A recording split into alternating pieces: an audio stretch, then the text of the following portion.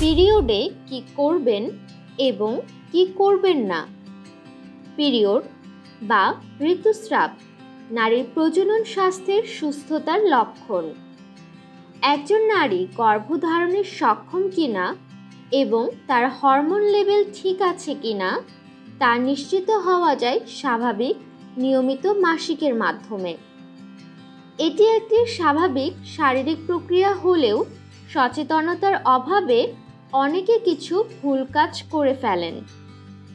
আমরা যদি পিরিয়ডকে ট্যাবু করে না রেখে এই ভুলগুলোর বিষয়ে কথা বলি, তাহলেই সম্ভব নারীর প্রজনন সুস্বাস্থ্য নিশ্চিত করা।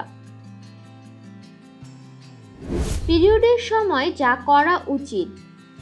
পিরিয়ডের সময় একই প্যাড দীর্ঘ সময় ধরে ব্যবহার করা উচিত নয়।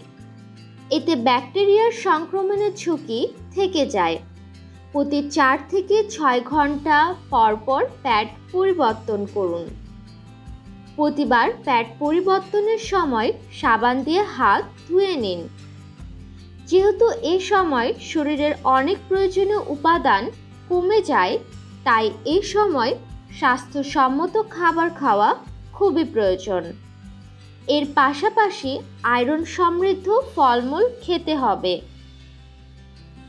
অনেকে এই সময়টাতে অবহেলা করে যথেষ্ট পানি পান করেন না, কিন্তু আসলে পিরিয়ডের সময় শরীরে পানির চাহিদা বেড়ে যায়, তাই প্রচুর পানি পান করুন। পিরিয়ডের সময় পরিষ্কার পরিচ্ছন্নতার দিকে খেয়াল রাখুন। এ সময় নিয়মিত গোসল করতে হবে। পেটে ব্যথা হলে পেটে চাপ দিয়ে উপর হয়ে না শুয়ে গরম পানির সেক দিন। অতিরিক্ত রক্তপাত হলে বা পেটে বেশি ব্যথা হলে কোনো অস্বাভাবিকতায় ডাক্তারের পরামর্শ নিন। পিরিয়ডের সময় যা করবেন না। এই সময় ভাজা পোড়া, ফাস্ট ফুড ও ধূমপান থেকে বিরত থাকুন। চা কফির ক্যাফেইন শরীরের সমস্যা আরও বাড়িয়ে দিতে পারে। এতে শরীর ডিহাইড্রেটেড হয়, যেখানে এমনিতেই পিরিয়ডের সময় শরীরে পানির প্রয়োজন বেশি থাকে। ভারী জিনিস তুলবেন না। শরীরে ব্যথা থাকলে যোগ ব্যায়ামের কিছু আসন এ সময় আরাম দেয়, তবে ভারী কোনো ব্যায়াম একেবারেই করা উচিত নয়।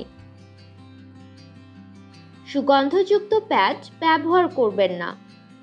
এর সিনথেটিক কেমিক্যালে ক্যান্সারের ঝুঁকি বাড়ে।